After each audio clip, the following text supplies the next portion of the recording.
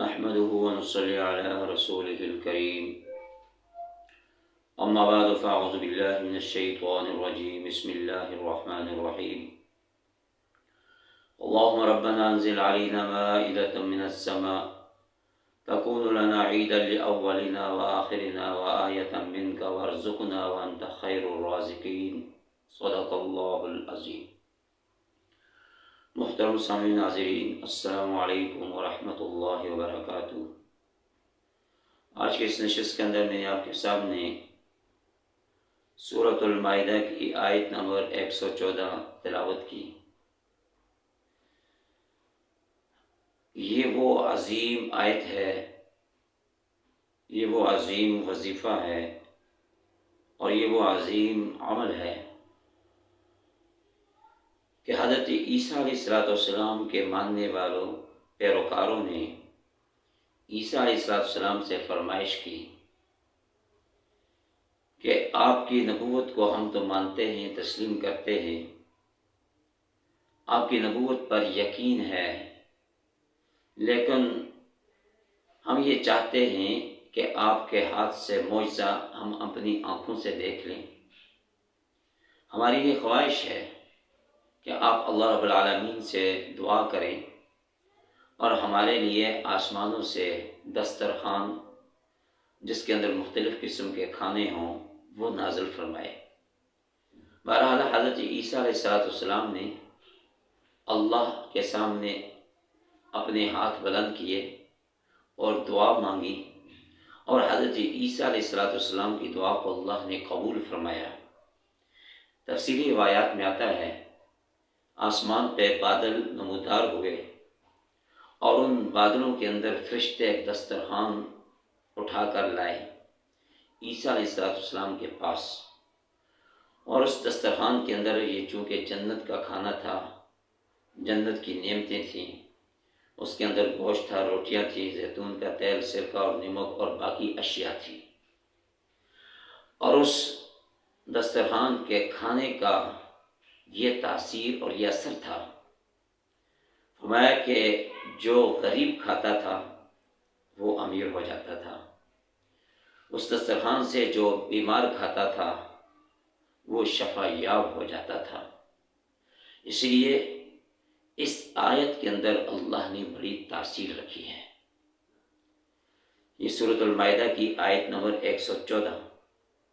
اس آیت کے اندر اللہ نے بڑی تاثیر اور بڑی بابرکت آیت ہے کہ جو شخص تنگ دست ہے، پریشانی کی حالت میں ہے یا کسی قرض میں مبتلا ہے، تنگ دستی میں مفلوق الحال ہے، فرمایا کہ آج کا رمضان المبارک ہے، صبح سحری کے وقت اور افطاری کے وقت شام کو افطاری کرنے سے پہلے ایک اس آیت کا ورد کریں، 11 مرتبہ اس کو پڑھیں اور پھر اس کے ثمرات اور برکات کو دیکھیں۔ صبح کے وقت پڑھیں اور افطاری کے وقت پڑھیں تو اللہ تعالیٰ کی طرف سے بے شمار نعمتیں عطا ہوں گی۔ جس نیت سے اس آیت کو پڑھیں گے، اگر کوئی مقروض ہے اور وہ اپنے قرض کی ادائیگی کے لیے اس آیت کو پڑھے تو اللہ تعالیٰ اس آیت کی تاثیر سے، اس آیت کی برکت سے اس کے قرض کو ختم فرما دے گا۔ اگر کوئی شخص تنگ دست ہے، مفلوق الحال ہے، محتاج ہے اور وہ روزی کی کشادگی کے لیے اگر پڑھتا ہے تو اس آیت کی برکت سے اللہ تعالیٰ اس کے رزق کے اندر اضافہ فرما دیتے ہیں۔ اگر کوئی شخص بیماری کی حالت میں ہے اور بیماری میں مبتلا ہے اور وہ شخص اپنی اس آیت کو پڑھتے وقت اپنے اس بیماری کو سامنے رکھ کر پڑھے تو اللہ تعالیٰ اس آیت کی برکت سے اس کو شفا یاب عطا فرما دیں گے اور اس کی بیماری کو دور فرما دیں گے۔ تو یہ وہ آیات ہے کہ چاہے وہ قرض کے لیے پڑھی جائے، تنگ دستی کے لیے پڑھی جائے، کسی مرض کے لیے پڑھی جائے اور کسی اور مقصد کے لیے، علم کے لیے یا اپنے کسی جائز مقصد کے لیے سامنے رکھ کر دل کے اندر تصور کر کے پڑھیں تو اس آیت کی برکت سے اللہ تعالیٰ وہی تاثیر جو حضرت عیسیٰ علیہ السلام کے حواریوں نے عیسیٰ علیہ السلام کے ہاتھ سے یہ معجزہ دیکھا تھا اور مختلف قسم کے اشیاء اور کھانے اس دسترخوان پر موجود تھے۔ تو فرمایا کہ جو شخص رمضان المبارک کی ان سحری اور افطاری کے وقت اس آیت کا ورد کرے گا، پڑھے گا، تو اللہ تعالیٰ کی طرف سے خزانہ غیب سے اس کی مدد ہوگی اور بے شمار نعمتیں اللہ تعالیٰ سے عطا فرمائیں گے۔ اور اس رمضان کے علاوہ بھی ویسے بھی جو شخص اس کو پڑھتا رہے تو اللہ تعالیٰ اس کے کھانے کے اندر برکت پیدا فرما دیں گے، اللہ تعالیٰ اس کے رزق اور مال کے اندر خیر و برکت پیدا فرما دیں گے۔ تو یہ وہ عظیم آیت ہے کہ اس کے پڑھنے کی وجہ سے